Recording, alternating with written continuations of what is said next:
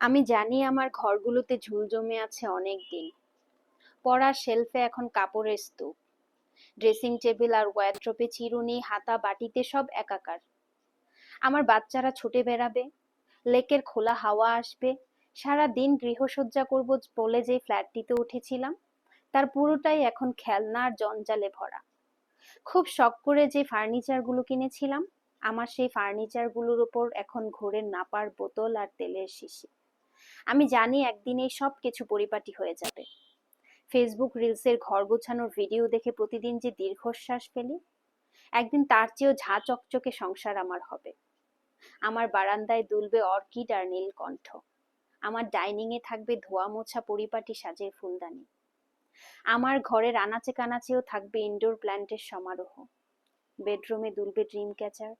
বিছানার চাদরের সাথে ম্যাচিং করে এই মার্কেট সেই মার্কেট ঘুরে ঘুরে রোজ কিনবো পর্দা আর ফ্লোর ম্যাট।